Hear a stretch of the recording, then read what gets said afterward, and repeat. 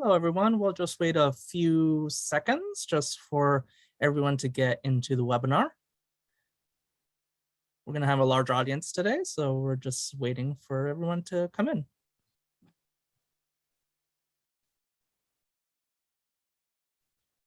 While you're coming in, please let us know where you're tuning in from. We'd love to know.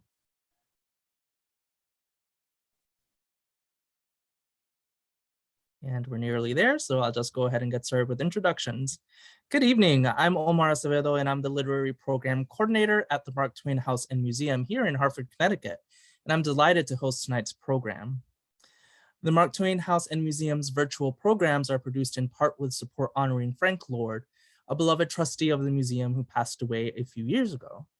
We are happy to honor his memory with these programs. We are also incredibly grateful to the Wish You Well Foundation and Connecticut Public WNPR for supporting this and our other virtual programs. Now, let me introduce our guests. Tonight, we are welcoming Marc J. Seifer and Cynthia von Buhler for a discussion of Tesla, Wizard at War, the Genius, the Particle Beam Weapon, and the Pursuit of Power. Marc's new book, which delves deeper into the groundbreaking ideas and astonishing mind of Nikola Tesla.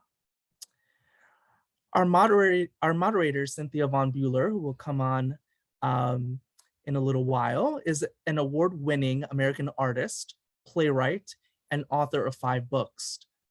Her latest graphic novel, The Girl Who Electrified Tesla, is woven around true crime facts such as Nazi interest in Nikola Tesla's death ray, Josephine Baker's spy activity during World War II, and Donald Trump's uncle's involvement in Tesla's mysterious death. Our author, Marc J. Seifer, is a retired teacher of psychology and forensic graphology at Roger Williams University. He has been a handwriting expert for more than 35 years and was editor-in-chief of the Journal of the American Society of Professional Graphologists for more than a decade. His writing has been featured in the New York Times, Wall Street Journal, the Washington Post, among other publications. Having lived an extraordinary life in a variety of fields, Marc fictionalized his interests and aspects of his life in the Rudy Stein quadrilogy. His previous book on Tesla, Wizard, The Life and Times of Nikola Tesla, Biography of a Genius, has received numerous accolades and has been translated into 9 languages. We encourage you to have a conversation in the chat along with our guests. If you have a specific question, you can post that directly into the Q&A section, and perhaps we'll have time at the end of the program to answer a couple of questions. Please also note that you can click on live transcript to see live auto captioning of this event. This program will probably go a little bit over to 8:10 or 8:15, just to allow enough time for Cynthia and Marc to have a conversation after Marc's presentation, which will start as soon as I'm done. So please sit back and enjoy, and I will turn this over to Marc.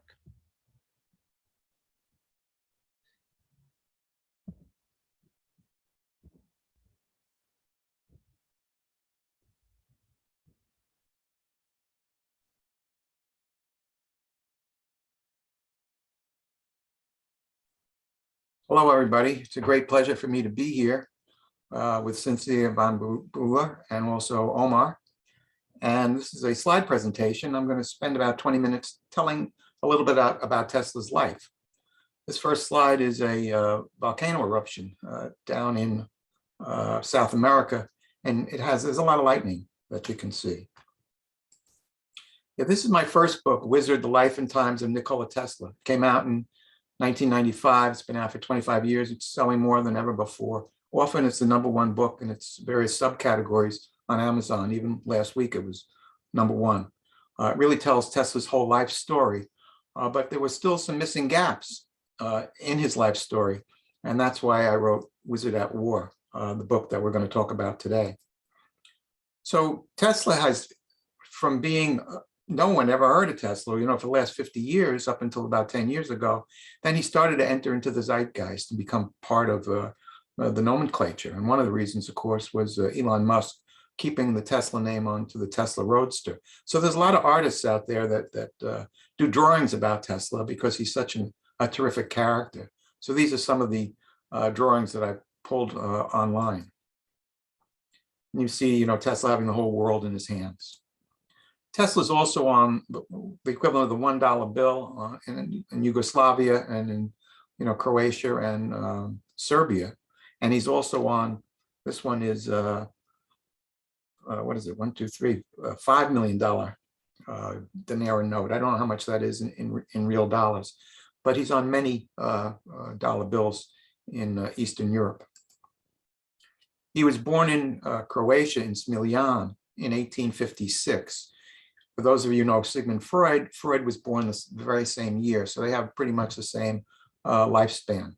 And they've now placed a statue of Tesla.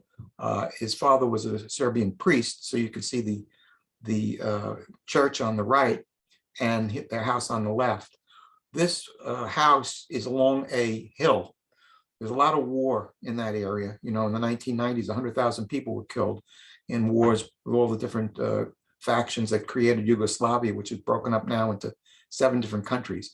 And this house sits along a long plain, and out in the distance is the Dinaric Alps. So there's no doubt that Tesla saw lightning storms way off in the distance in the Alps, and they would travel along, and he would see these lightning flashes when he was a kid. The problem when he was in college was that electricity, by its nature, is alternating. This means that it changes its direction of flow at many times a second. So it's going down, then up, then down, then up. So think about a water wheel. How would you make a water wheel go in one direction if the water was flowing downhill, then uphill, then downhill, then uphill? No one could figure that out, so they eliminated the upflow. So this gap that you see, these are wire brushes. So electricity is coming from the left, and it's traveling to the right. When it's going in rightward, it can jump the gap, and that's direct current. When it changes its direction of flow, it can't jump the gap. So you only get electricity going in one direction. That's direct current. So direct current is what people were using. And Tesla said there's a way to eliminate this problem and harness alternating current unencumbered. He spent 5 years. Everyone thought it was impossible to do. And the way he did it was something called Tesla's rotating magnetic field. I explain this in detail in A Wizard of Life and Times of Nikola Tesla. But in essence, if you look at the North Pole, you'll see that the North Pole travels in a circle. What he did was he created 2 circuits out of phase with each other, and this created a rotary effect, and this eliminated the problem.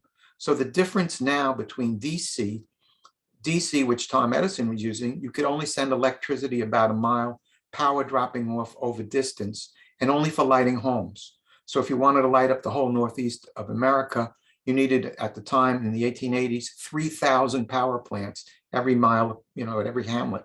And they were all coal operated, so there's a tremendous amount of pollution. And again, it was only for lighting homes.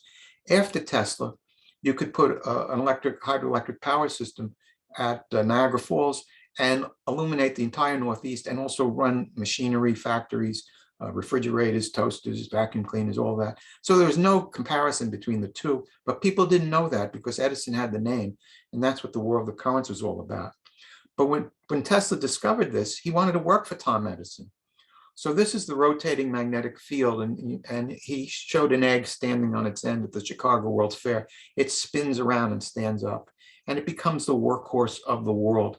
Tesla actually calculated how many man-hours this motor saved the entire planet for all the people that would do manual labor that wouldn't have to do manual labor. So he landed and came to America in 1884 to work for Tom Edison. And he's trying to explain to Tom Edison, I have an AC machine. I can harness alternating current. And Edison's saying, don't tell me that. How can you make a current that's going in two different directions thousands of times a second, change its direction of flow? You can't do that. I've been using DC for 20 years. I know what I'm talking about. They got into an argument, and Tesla quit. And he became a ditch digger for a year, and he was actually putting down the cables for Edison's direct current machinery. Then he sold patents to George Westinghouse. But during the War of the Currents, Edison was appearing, he was electrocuting cats and dogs and even a horse and an elephant. And he got the electric chair using the AC, and he talked about Westinghouse somebody, meaning to electrify somebody. So Tesla learned how to send electricity through his body to show that it was safe. And this was in the World newspaper, the front page of the World. So Tesla was into camp and PR, and they eventually won the War of the Currents. Here you see Cameron Prince on the left sending thousands of volts through his body to light up this stake. He's the guy who runs Tesla Universe. I don't know who the guy on the right is. He was maybe a student in one of the schools. Tesla became friends with Mark Twain, and they were both members of the Players Club. The Sarah Bernhardt room in the Players Club is a tiny little elevator, which I've been in, and only one or two people can be in it, so it's kind of a joke, the Sarah Bernhardt room. But Twain, of course, was well known to play pool, and Tesla was also a pool player. So here's the Players Club. It was designed by Stanford White, who's the guy on the bottom right. And the Players Club has so many famous people. You can see some of them on the left. And so Tesla now wants to invite Mark Twain to his laboratory. And this is a big deal. They're going to show it in the Century magazine. This is Tesla's actual laboratory in the 1890s. So here's Mark Twain, and they're expecting him to come one day. And he writes Tesla a note. He says, "Dear Mr. Tesla, I'm desperately sorry. A matter of unavoidable business has intruded itself, and I'm unable to come today. I'm very, very sorry. Do forgive me." So they were very unhappy. But eventually Twain does come to Tesla's laboratory. This is a letter that I was able to get a copy of, where he's writing to Mrs. Dodge. She wrote Hans Brinker, and she was also a friend of Tesla's. And you just see Twain's personality here. "I'm to be in Boston Thursday and Friday, and likewise Saturday. I'm afraid it is just exasperatingly too bad as it can be. In fact, the whole too badness of it cannot be done justice. Ripping and cussing if it's Sunday, if I'm not able to. If ever in this life I get a moment that belongs to me, I will seek you and we will talk. I was mighty sorry to miss you, but my room was in scandalous disorder and I wasn't up for coming. Sincerely yours, Mark Twain, Samuel Clemens." You see his personality all throughout his handwriting. So Twain actually ends up coming to Tesla's laboratory. That's Dickinson Alley, the blurred guy in the back. He's the photographer. And on the right is Joseph Jefferson, a very famous actor of the day. And this is Robert Underwood Johnson. Those of you know Tesla's life. This was Tesla's closest friend. He's editor of Century magazine. And this article with all these amazing photos runs in 1894 in the Century magazine. And here we see the very famous picture of Twain and Tesla together, with Mark Twain lighting a wireless light. This electricity is illuminating within the room. So what Westinghouse needed to do was gain the right to harness the Chicago World's Fair of 1893 to prove to the world that AC was the way to go. And this is the Chicago World's Fair. The top right is the electrical building. And here's a drawing of the electrical building. And this was a huge enterprise in 1893. And Tesla appears there. These are wireless fluorescent lights. He said, "Why waste a light bulb? You remember you would burn your hand when you touch the light bulb, be too hot." So he invented a cold lamp, but also there are no wires attached to it. So this is actually the invention of the radio as well, because different light bulbs would light when different frequencies were hit. This was in 1893. Marconi doesn't get into wireless until 1894, and he's way much more primitive system. Tesla was so far ahead of him in so many different ways. Tesla also invented a searchlight, and this was Chicago Fair lit at night. So that enabled them to win the right to harness Niagara Falls. And Tesla spoke at Niagara Falls as the inventor. At the top right, you see Westinghouse mentioning Tesla's name because it was very important, because Tesla was the primary inventor of all of this. And that's Westinghouse with his wife in the front. And this was in 2006. Les Drysdale is the guy I'm standing next to. He's the designer of this incredible statue at Niagara Falls. And this was the unveiling of the statue in 2006. So Tesla spoke in 1897 as the inventor. He was world famous at this at this moment. And here we see his name on the patent plaque. There are people even today, I'm dealing with somebody even in the IEEE who's insisting that other people are the inventors of all these things. And I'm saying, come on, here's his name on the patent plaque. And so there's a lot of disinformation out there about him. And you can see him on many statues throughout the world. So this is Tesla driving one of the Tesla Roadsters. Elon Musk, with all of his money, is able to bring Tesla back and actually put him in one of these Roadsters. An amazing event. So Tesla moves into the Waldorf Astoria in the mid-1890s. This is the height of the Gilded Age. And he's meeting with all these rich financiers, and he now wants to get in the field of wireless. His first stop was at Madison Square Garden, which is the far right. In 1890, it was the tallest building in New York City. It was 300 feet to the top of that tower. And Tesla is invited by Stanford White to go into the top of the tower to go to the various parties. White, of course, is famous for having his affair with Evelyn Nesbit.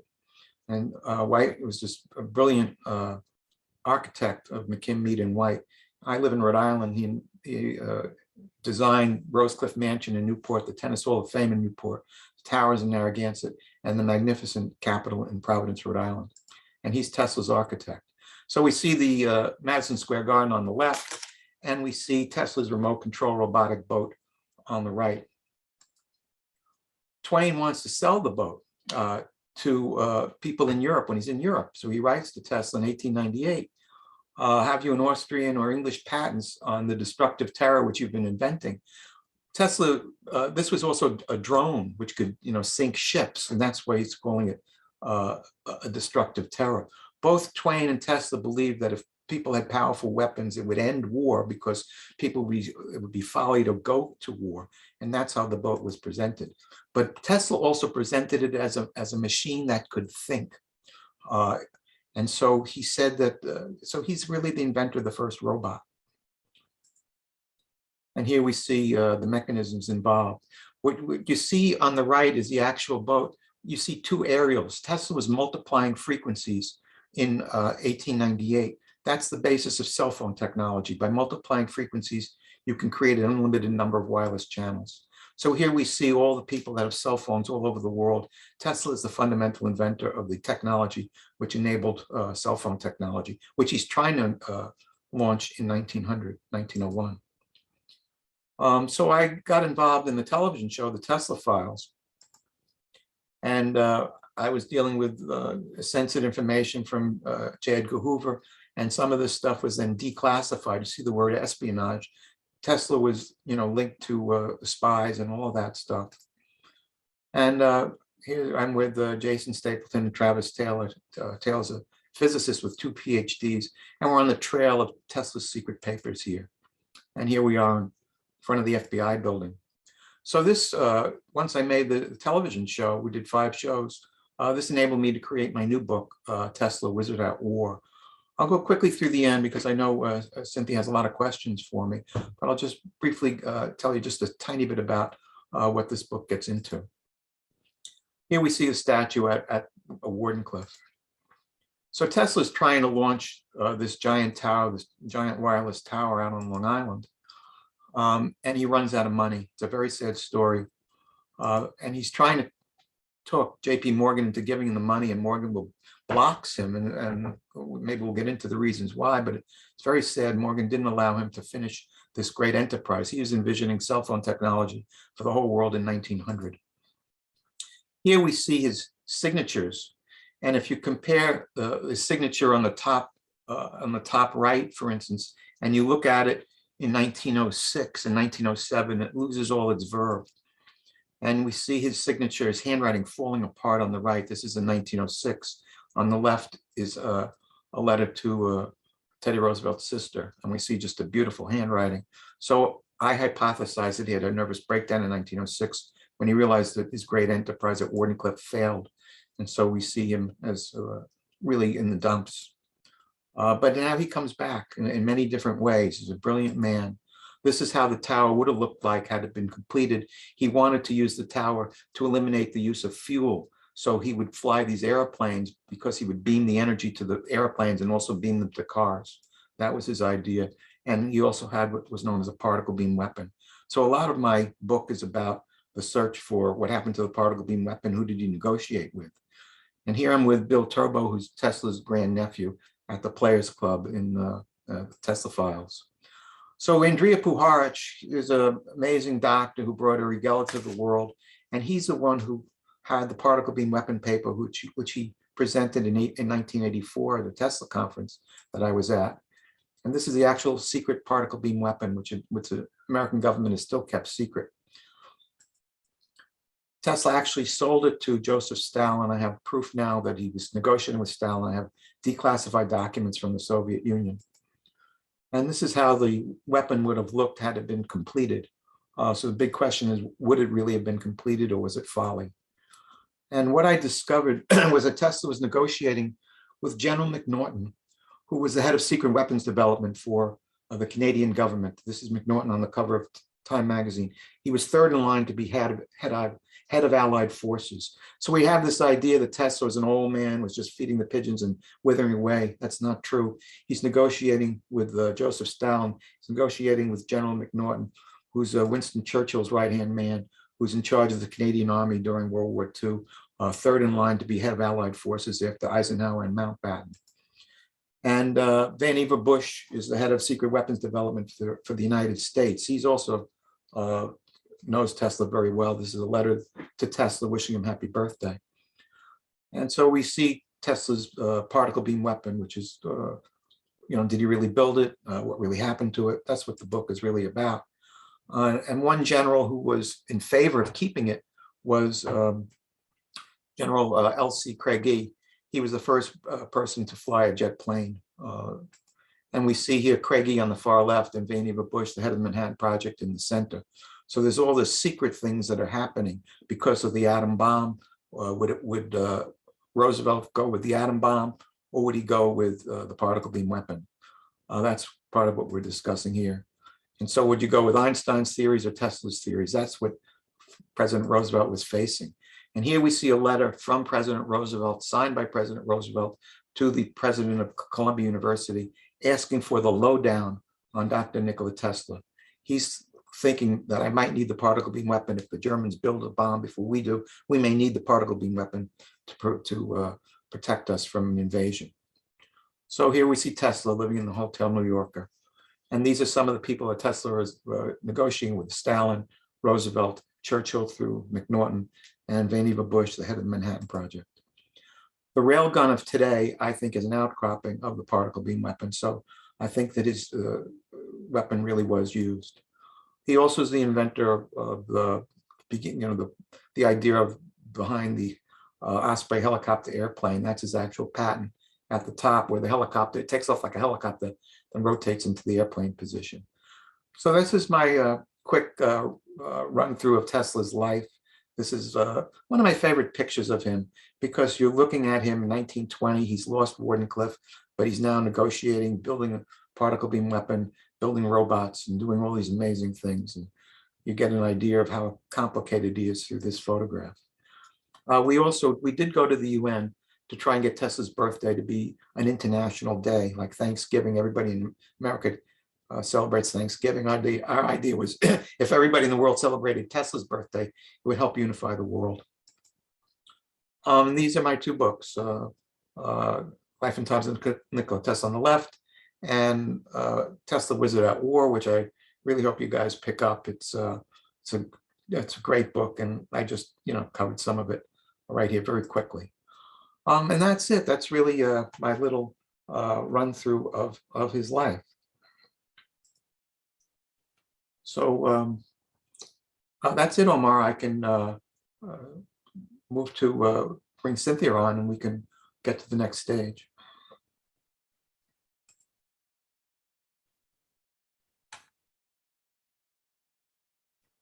Yes, Cynthia, if you could turn on your camera.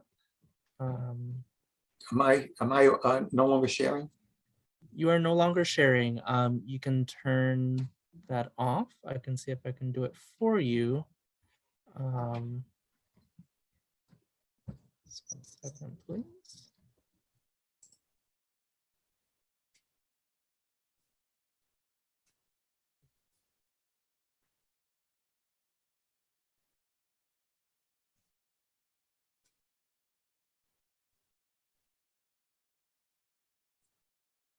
you can turn that off on your settings.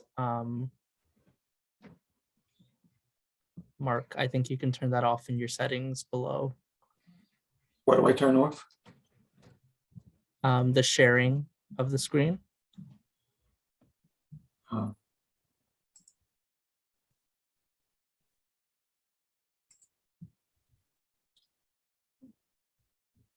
Stop share. Okay.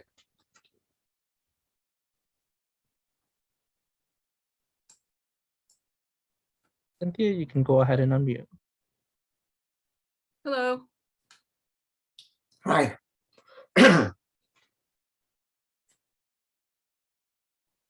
was wonderful. I really enjoyed that. I really enjoyed that. I think that was good to have that beforehand before we start talking. And I actually read your first book, and when I was doing research for my book, and I read your recent one, and I found it fascinating. It was so well researched, and it was really elegantly written. So thank you for that. I really enjoyed it.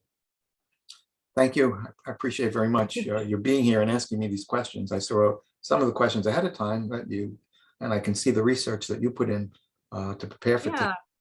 I love researching. I mean, I didn't research for 40 years, that's for sure. But you know, I really love getting into the weeds.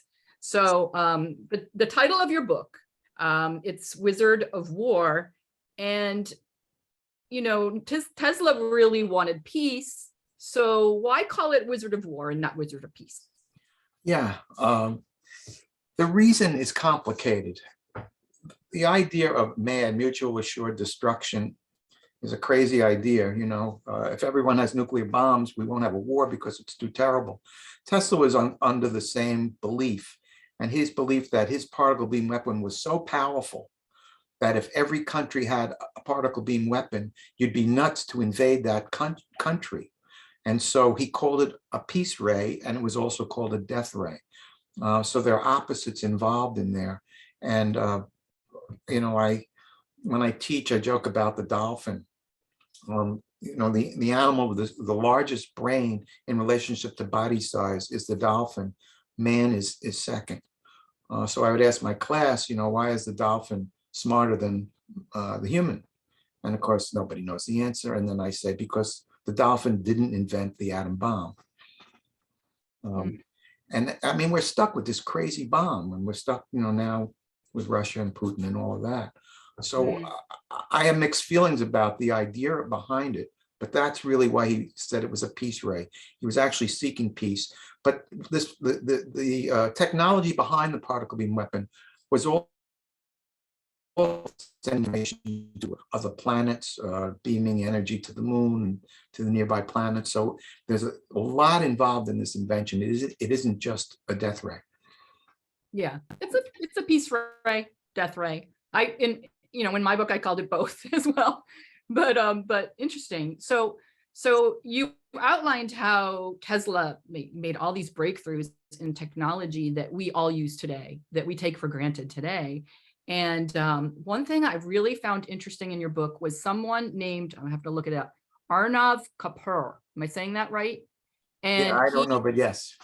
And yes, and he made a device called Alter Ego. And you mentioned that, and I thought that was really interesting. I hadn't heard about that before. Can you tell us a little bit about that?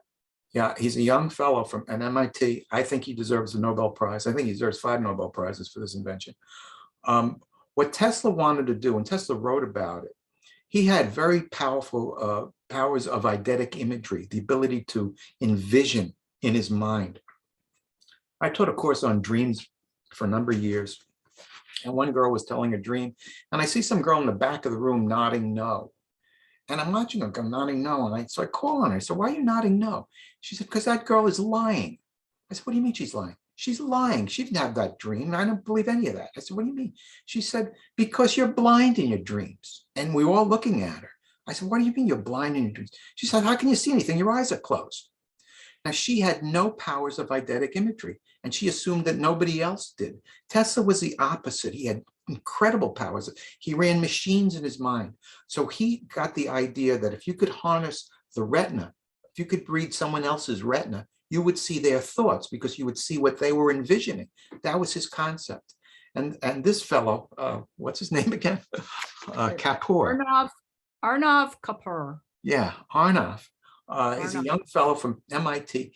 He got the idea that when you think, like right now, well, I'm going to promote my book a little bit, but think about looking at my book, you know.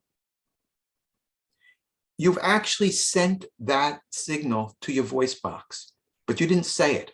I want you to look at my book. So what he did was he placed a machine on the voice box, which was able to translate the thoughts, the words that you send to the voice box. And he then sent it to his ear, and he had another feature which sent it to a computer. So if you say to him, how much is 6,432 times 7,942? He thinks those words, sends it out to Google. Google gives him the answer without anybody seeing, comes back to an earpiece, and he says 17 billion, and he gives you the answer. In the same sense, let's say you were speaking Russian to me. I won't know what you're saying, but my computer will know.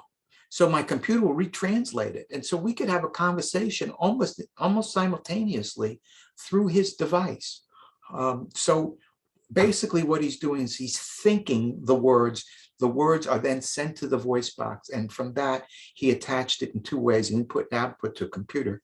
And that's what his device is. And I think it's absolutely brilliant. And I think if children grow up on that, they can be speaking Chinese, or at least, you know, communicating with people from all different that could really change areas. the world. That's pretty remarkable. I mean, when I heard that, I think I vaguely heard something about that in the past, but wow, I mean, that's going to change the world. It's amazing. It's an outcropping of Tesla's idea, but another Right. thing to keep in mind is that sometimes the computer makes mistakes. And if you believe what the computer has told you, just because it's on Google doesn't mean it's right. So it's possible that disinformation could happen that way. That needs to be a safety valve. But I think it's an incredibly brilliant invention, and it's an outcropping or a link to an idea that Tesla had. That's interesting. I guess we always have to be careful of that now. The technology has good parts and bad parts, but yeah, I think it's really interesting. I'm going to look that up. I'm really, really curious about that. Thank you for letting us know about that. So we talked, you mentioned JP Morgan and how he funded Tesla's Wardenclyffe Tower, and he gave him funding. And then, you know, but then he stopped funding, and he was thwarting Tesla, and Tesla was going crazy because he was really all these years trying to get him to give him the money. Did he do that to control him? I mean, did he do that because he wanted to make money off him, and then he thought, oh no, I'm going to lose money if he wants to give free power? What was the reason for that? And also, you said that you think he had some misgivings. What were those misgivings, and why do you think that? Yeah, when you read the other Tesla biographies, and I read, first of all, Neil's biography, which is a great biography written, he knew Tesla for 40 years. The gaps in these other biographies, the Cheney biographies, what happened? I spent years going over all the letters between Tesla and Morgan, and I found out the reason why, and you're still left with questions. But what happened was Tesla promised to build a 90-foot tower for $150,000, and Morgan was very clear. He said, I'm a silent partner. I don't want other people to know about this, and this is all I'm giving you. You initially asked for 50,000. I'm giving you 150,000. You build a tower, and let's send some impulses to Europe, and I'll be able to get the stock market in Wall Street when I'm in Europe.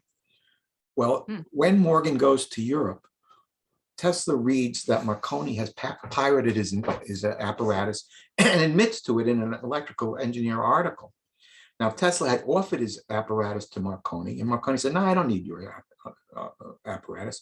And then he's reading, you know, to do a wireless system, you take a Tesla coil. Many people have used the Tesla coil. Tesla freaks out, doubles the size of the tower. Now, his idea was if I double the size of the tower, not only will I send impulses to Europe, but I'll be able to send impulses to Asia, Australia, to all over the whole world. So instead of so it might be cost double to build a tower, twice as much, but the revenues will be exponential, coming in at a much more rapid rate. It makes much more sense to control the whole world than just send them to Europe. That was his thinking. So when Morgan returns and finds out that Tesla's double the size of the tower. Tesla's breached the contract. And Yeah. Tesla says, I know I breached the contract, but I'm going to advance the world a century. I'm going to make it so that you and me would be talking to someone from Australia as if we're sitting across the room from him. Give me the money to complete this. You've made a ton of money on my hydroelectric power system. I'm the inventor of the hydroelectric power system. All the money that you're making from GE and all these companies is all my stuff. So you've got to believe in me. And Morgan just said, no. He said, no, you know, if you want to raise the money on your own, go ahead. So Tesla is living in the world of a story. He's living with Henry Clay Frick, John Jacob Astor. These are people that then are worth $200-300 million. $200 or $300 million, even today, is a lot of money. But in then, that's billions of dollars. So he's asking, say, Henry Clay Frick for $100,000 to complete the tower. That's not a lot of money to Frick, who just got $60 million from Morgan because of US Steel. And he's lunching with Frick because they both live in the world of Astoria. He says, well, meet with Morgan. So he says, well, why isn't Morgan giving you the money? So what I find in the new book is the answer that he gives him. He says, Morgan is a man of his word. He said he would only give me 150,000, and he did. He gave me 150, but I need more money. And I'm hoping that if you meet with him, we can arrange something. So Frick meets with him. Jacob Schiff meets with Morgan. Thomas Fortune Mine meets with Morgan, and the deals never go through. The only way you can explain this is because Morgan scuttled these deals. So you're asking the ultimate question, why did he do it? Well, on the one hand, you could say because Tesla breached the contract, but there's more to it than that, because you've got to realize that Tesla is, yes, he's afraid that in a wireless system, how do you bill somebody? And Tesla's trying to say the money will come in a different way. And we know that wireless, look at these football players. An average football player in the backfield is getting $60 million. It's all because of what Tesla, in a sense, is envisioning ahead of time, or mass communication, that the money will come in a different way. Yeah, that's definitely true. Yeah. And you said that you think he had some misgivings, JP Morgan. Why do you think that he had misgivings? Like, what was there something that you read, or? After I wrote the first book, I read a great biography of Morgan. And in the biography, his secretary was Bell Green. He's sitting with Bell Green. He's an older man now. He's lamenting in 1908. Did I do all the right things? I'm hoping I didn't. And some of the language in there corresponds to some of the language in the letters between Tesla and Morgan, which I get into, in more detail in the book. And I think Morgan, Tesla was a genius. Tesla invented a remote control robotic boat in 1898. He invented the hydroelectric power system, invented fluorescent lighting. Morgan had to have second thoughts. Did I do the right thing? And I think that this discussion with Bell Green, when he's drunk and holding her hand so tightly, I think he's lamenting that maybe I shouldn't have done this. Maybe I should have given this guy a break. I'm old now and looking back on my life. And I feel that that's what was going through his mind then.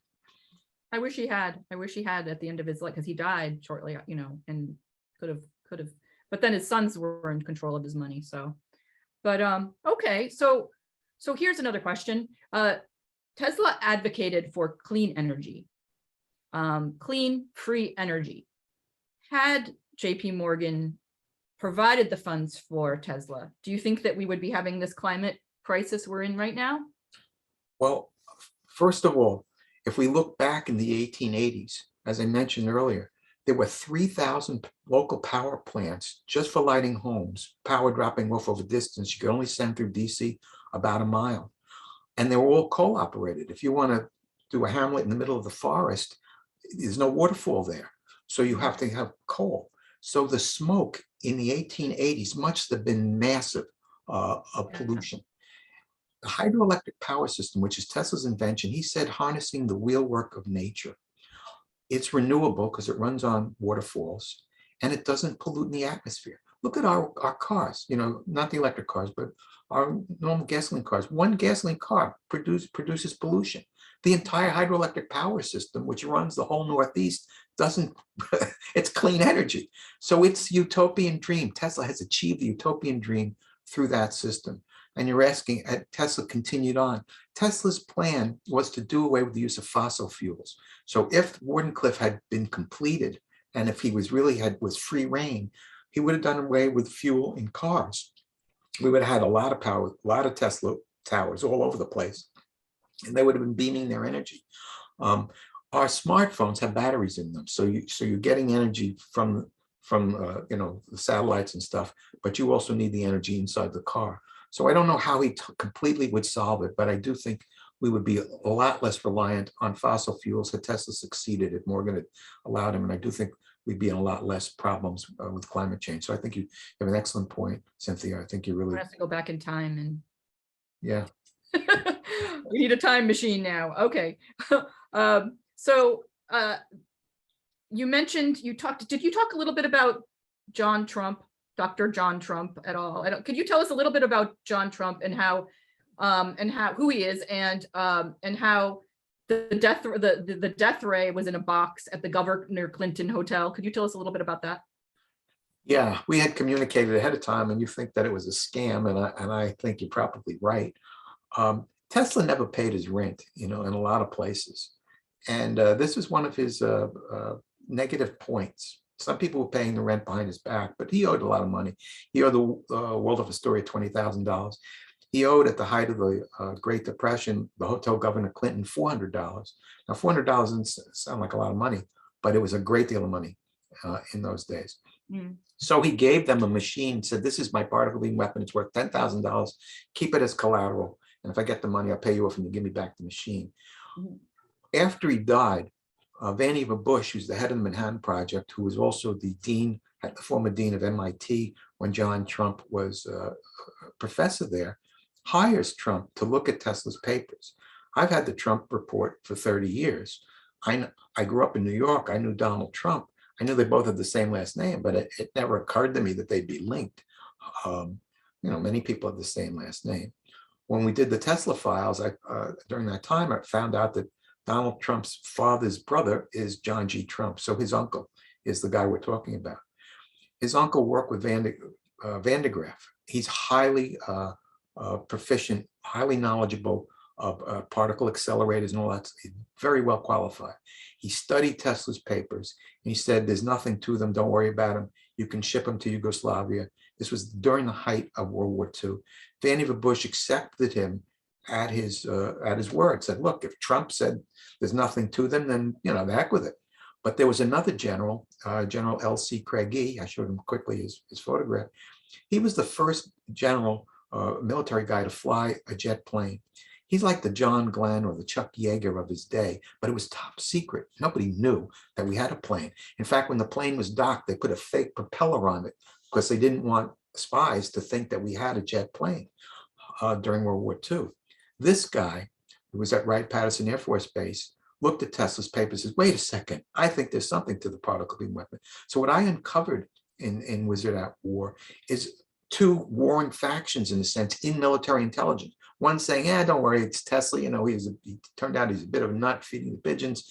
And, he, in his early days, he had his wits about him, but later, this is ridiculous. And another group headed by L.C. Craigie, General Craigie, saying, "No, I think there's really something to this." And I found a photograph of Craigie with Vannevar Bush in the same room. So they obviously knew each other. And I think I uncovered a real dissension among the ranks there. Yeah, that's so interesting. Yeah. Do you think that John Trump realized that was just a scam? And do you think that opening the box and seeing it, that it was just junk, that did he think that the whole thing was just nonsense? Or, did he really look at the papers too? He tells you his story, he realizes that Tesla has this particle beam weapon and he kept his collateral at the Hotel Governor Clinton.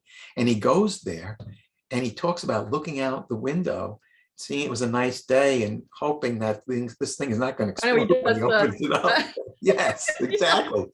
So he was worried about it, but yeah. And it was an electrical machine, it had nothing to do with a particle beam weapon. And I hypothesize if there's a slim possibility, because one of the other people that he was working with, whose name escapes me, Willis George, I think his name is. He was a thief for the OSS, and he was a lock picker. So he went in with Trump, looking through Tesla's trunks. And so you have this guy who was a known thief who secretly goes into opposing diplomats' places, gets stuff. So I'm hypothesizing there's a slim possibility that he went into Hotel Governor Clinton and swapped them with the real thing. I don't think it happened, but I can't totally rule it out. I'd say there's a 2 or 3% chance, but 99%, 98% chance that Tesla was scamming the hotel, as you suggest. Yeah, I mean, I think I actually think it's pretty funny, and it shows that he has a pretty good sense of humor. Yes, he told a great them, sense don't open it because it's going to blow up. Yes. So they never opened it to see that it was just junk. But I just wonder if John Trump realized that it was a scam, and that he probably looked at the papers and just couldn't find anything good there. Well, what I say I get into the discussion, he makes mistakes. For instance, he said Tesla was probably going to send out electrons out of this weapon. And Tesla's very clear about it. He doesn't send electrons out. He sends particles. It's a particle beam weapon. He sends tiny pieces of tungsten. That's a huge error to make. So his assessment, and there's other mistakes that he makes. Well, he didn't even want to be doing it, right? Like I read that he wanted to be doing his cancer research, and he didn't want to be focusing on this. So maybe he was just trying to get it out of the way, or just dismiss it. I don't know. I think partly he prejudged Tesla, and he only spent a long weekend over this. It's a great research that he did, but he only spent a long, Tesla had 200,000 documents. I'm still researching his stuff 40 years later. I mean, there's a lot to look at. He did it over a weekend. So what do you think? I know that you were involved in the Tesla Files TV show. I watched that. It was interesting. And the death ray, peace ray, whatever you want to call it, was it real or was it a folly? Was it, what do you think? Was there, in your opinion? I believe that it was real, but I believe it took a lot of work to do. In my research, I was I'm putting myself in Franklin Roosevelt's position as President of the United States. 2 weeks before he writes a letter to the president of Columbia University to get the lowdown on Tesla, 2 weeks before that, Vannevar Bush comes into the Oval Office and says, our head guy at Los Alamos is telling me that we think that the Germans can build a nuclear bomb in 2 years, and the best that we think we can do it is in 3 years. Now, obviously, whoever builds a nuclear bomb first wins World War II, no doubt. So how are we going to protect ourselves if the Germans build a nuclear bomb and they fly it over to drop it on New York City? Maybe we need Tesla's death ray to shoot down the airplane. And so I think that Roosevelt was looking at those two possibilities. So he's got Tesla's death ray and he's got the atom bomb. Which way should I go? You've got to build the bomb. There's no doubt about it. And to build the death ray. Now, what I found in my research, they spent hundreds of billions of dollars building the nuclear weapon, hundreds of billions. It takes a long time. I think today's railgun is an outcropping of Tesla's particle beam weapon. Yeah, you mentioned that in the slideshow. That's interesting. I want to check that out. Yeah, so what I'm basically saying was that you needed to devote tens of millions of dollars, maybe even hundreds of millions, to build Tesla's particle beam weapon. It wasn't a simple thing to do, but I think that it would have worked because I believe in Tesla. I think he was a real genius. And you have to see the mathematical equations.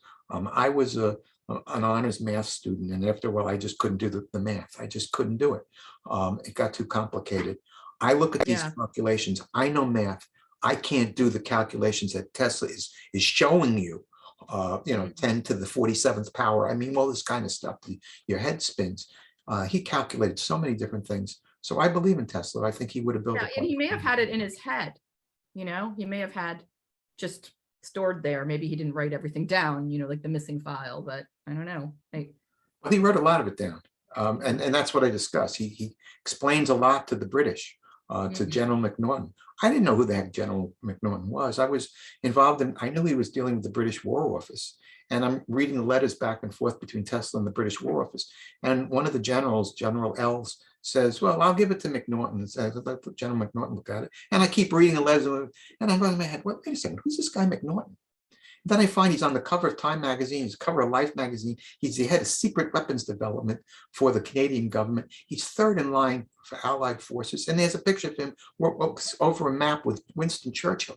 Tesla is negotiating with the very height of power in his 80s. He's not some old guy just feeding the pigeons. That's the new I agree. understanding about who Tesla is. And that's what I uncover in the new book. Yeah. I mean, we talked a little bit about this, but my father was working at GE during the Cold War, and he was working on guidance systems and they were working with nuclear missiles, and he believed that it was for protection, that it would never be used, and it was for protection. And I kind of feel like from my research that Tesla was saying that he wanted his death ray to be used for protection only. What do you think about that? Like, do you think that that nuclear weapons are for protection or destruction, or like what's going on in Ukraine or right now? What are your thoughts? People don't remember this, but there was a discussion by Dick Cheney and the others during the Iraq War to use tactical nuclear weapons in Iraq if Saddam Hussein was going to use chemical weapons. I remember that. Yeah. The problem is not when you have brilliant, wonderful people with these ideas. The problem is when you have someone like a Putin, who you don't know. I mean, so that's the problem. I think his idea, if every country had this perfect defense, there would be no war. But you get, power corrupts absolutely, that kind of a thing. So you're dealing with humans, and we're seeing today in the world, I don't want to get into politics right now, but we're seeing today in the world stuff that's making your head spin, how crazy some of these people are.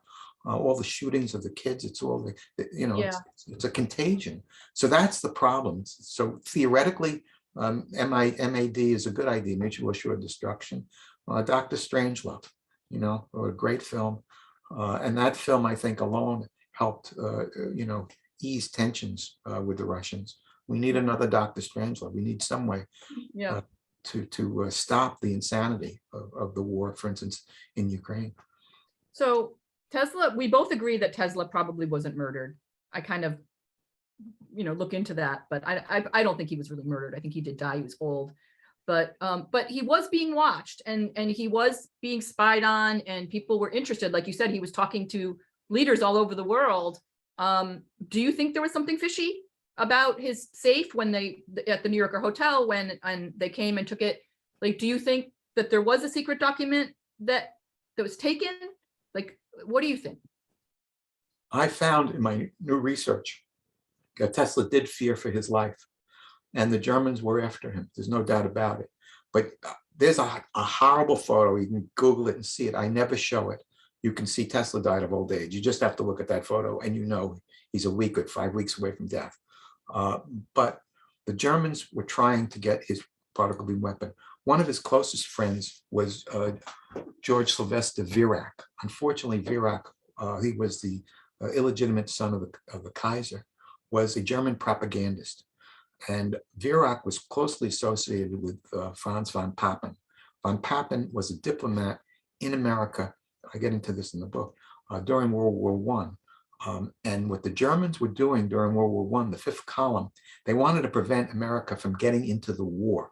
And to prevent us from getting into the war, they sabotaged industry, they sabotaged boats, they shot, they attempted to assassinate J.P. Morgan Jr., they actually shot him.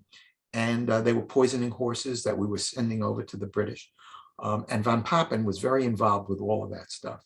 So von Papen's not a good guy. He goes back to Germany. He becomes the chancellor of Germany, and then he becomes the vice chancellor under Adolf Hitler. When articles were written in America, I got the FBI files on Virac to find out this information. When Virac would write an article in America, it would go under his name. When that same article was printed in Germany, it would go under von Papen's name. Virac was directly, totally associated with von Papen, who we know was involved in dirty tricks. And I found letters between Tesla and diplomats from Germany wanting his particle beam weapon. This is, Tesla's a genius, and he's negotiating with Joseph Stalin and McNaughton, with Franklin Roosevelt's people. So the Germans definitely wanted it. So all that happened. He was hit by a taxi cab. That probably was an accident, but that may not have been. and his place was broken into. I do think that the particle beam weapon paper that Andrea Puharich presented to the world in 1984, I know it's the same paper that was sold to the Russians in 1934. I've seen the papers, I've seen it all. So I think that's the main paper. But what you're really asking, are there other papers? Are there other missing things? And who knows? I think there probably are.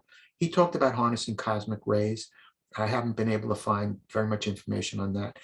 We discovered tunnels under Wardenclyffe. We used ground penetrating radar. They're 100 feet long. Yeah. I have yet to find any documents by Tesla on what these tunnels were about, what the ground earth grip is, which was 70 feet under, they radiated out, how he was going to send it through the earth. There's big mystery still there. Maybe the Serbs who have the Tesla Museum are still hiding the stuff from us. I don't know. But there's certainly missing pieces to this story. Yeah. So Tesla never won a Nobel Prize. Edison never won a Nobel Prize. Why do you think that he didn't? What do you think happened? You know, there's a funny story about the Nobel Prize. And one of the funny stories is, how come why is there no Nobel Prize in mathematics, but there's a Nobel Prize in economics? I took economics, guns and butter. It never made any sense to me, buying and selling money. Who gets a Nobel Prize for economics? I mean, to me, biophysics, yeah. Mathematics, yeah. Economics, come on. So in doing some research, I found out that there was a Nobel Prize set up for mathematics. And the guy that they had to give it to was having an affair with Nobel's wife. So that's why there's no Nobel Prize in mathematics. Wow. And he said, let's do it in economics anyway. Oh, wow. That's funny. So we're dealing with personalities. And, Edison was nominated for a Nobel Prize. How could you not give Tom Edison a Nobel Prize? I mean, come on. The guy invented a light bulb. He invented a machine that talked, the phonograph. He built the best motion picture camera, on and on.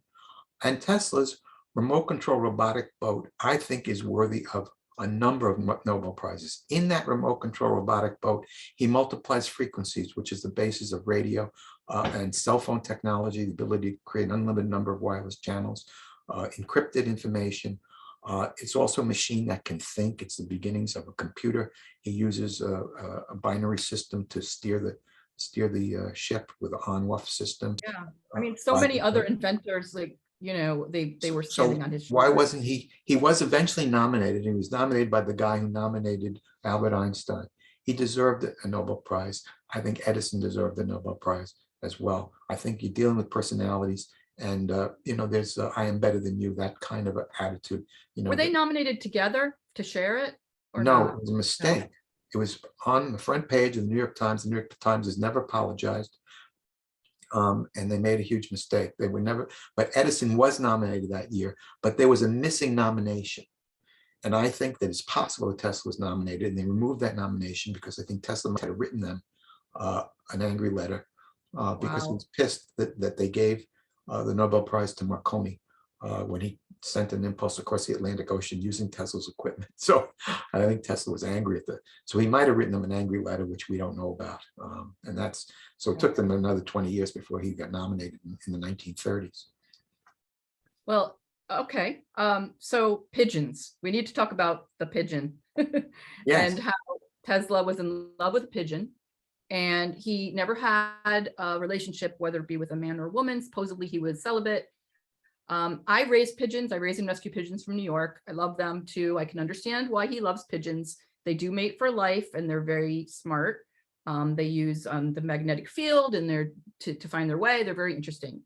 But I was thinking myself, like, if maybe Tesla possibly was autistic, because many autistic people, they're afraid of the human touch, and he didn't want people to stand near him, when he was at a hotel. And so I thought maybe what do you think? Did you ever consider that? Or I studied autism.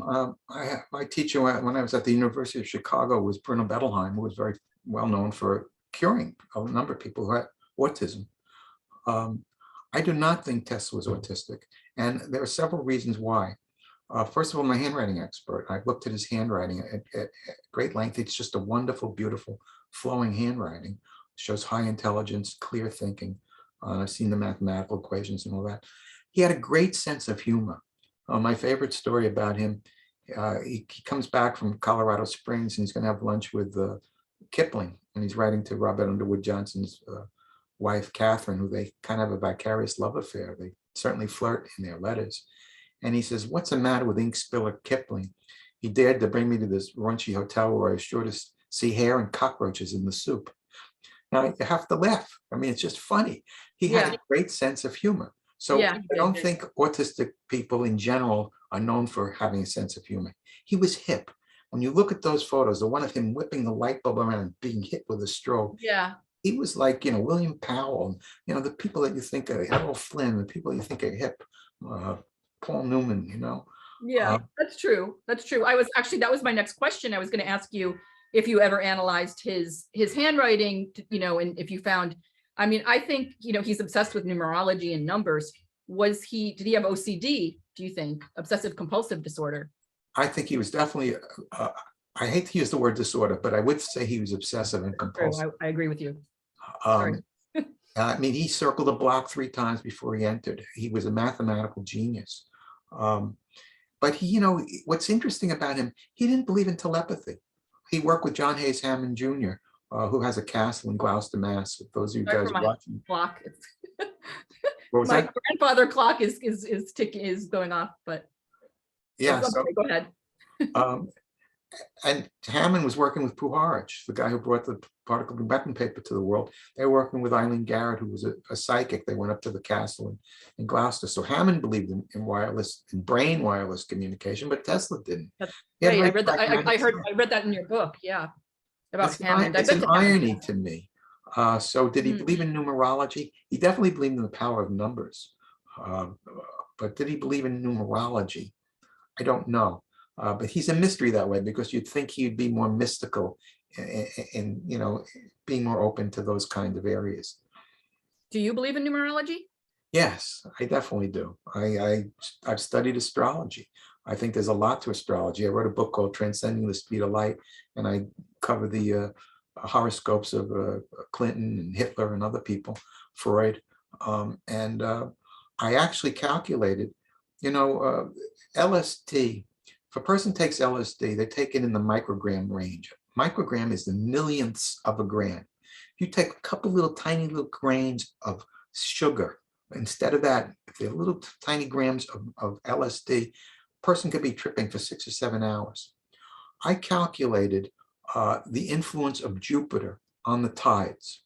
It's on the same level. So Jupiter is affecting us. The moon is affecting us. Mars is affecting us. And our head, we're about 55, 75. We are made with mostly water, right? Yeah, the brain is 85% water. Yeah. So I think the planets are definitely affecting us, and they are interacting. And this guy Gocklin has done a lot of studies of like politicians tend to have, one planet very powerful. Warlike people tend to have Mars more prominent. Actors tend to have Jupiter more prominent. And these are statistical findings that you can't dispute. So I think there's a lot of mystery left in the world that we need to be open to. Yeah, open mind, keep an open mind. I do want to ask you about the pigeon that fell in love with you, though. Oh, yes, Claire the pigeon was a boy. I named him Claire. Turned out to be a boy. He was in love with me.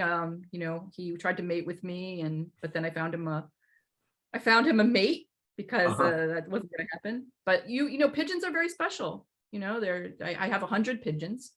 Wow. And they fly around my house, and I can understand why he loved pigeons. And when I decided to write about Tesla, because the publisher said, "Hey, what about Tesla? Can you find a mystery there with that one?" Because I did one on Houdini. And when I found out about the pigeon, I thought, okay, I like this guy. This guy is interesting. So yeah. Well, what I wanted to say, by the way, this is my book. You gave me a copy. It's very thrilling to read. Very different from your book, but I read your first book. It helped me on mine. So thank you. Great. what I wanted to say is people put down that Tesla's in love with the pigeon. Many of us have pets. I've had, a number of pets. And one story, which is very interesting that I'd like to tell, was Lady M. She was a miniature German Shepherd. She wasn't mine, but she lived on the same plantation that I lived on. And I was visiting a friend of mine. In fact, there was a well-known actor, J.T. Walsh. And I went over to his bungalow. And there was like a pack of dogs that the owner owned. And Lady M was separate. She was raised with them, but she was separate because she wasn't part of them. They were all genetically connected. And she was a German Shepherd, totally different. I had a very close relationship with this dog. And they came at me. They were going to attack me. And she jumped out of the forest and bared her teeth at them and saved my life. I mean, honestly. And I ran into Walsh's house, and that was that. And that's just one example. But I know what it's like to have a close connection to animals, to particular animals. You're on that other level. And Tesla had that with this particular pigeon. I'm sure you've probably seen different levels of intelligence in some of these pigeons. Some are smarter than others. Yeah. And I have pigs too that I rescued, and pigs are so smart. And so we have to look at it that way. So when he says that he's in love with the pigeon, it's easy to make fun, but that's not what's going on. He's on another level with this, as you personally also know. With that, so those are my questions. Did we want to look and see if there are any? If Omar wants to come back in and see if there's any questions we want to take? Sure. Omar, are you there? Here he is. There's his books. He's written a lot. Let's see. I don't seem to be coming up, so I'll leave my camera off. But the first question on here, do you think Americans are more likely to see Tesla as a mad scientist rather than a sophisticated inventor?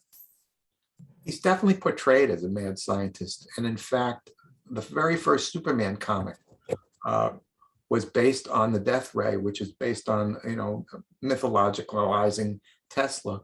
And his close friend, Hugo Gernsback, who's the father of the Hugo Awards named after Gernsback, is the father of science fiction. And the reason why that photo I showed you of Tesla surrounded by lightning, that was the first photo Gernsback ever, it's not a photo, it's a drawing, but the first photo drawing of Tesla that Gernsback ever saw. He was in Europe at the time. He came to America and he became the father of science fiction. So the whole idea of the mad scientist is based on him.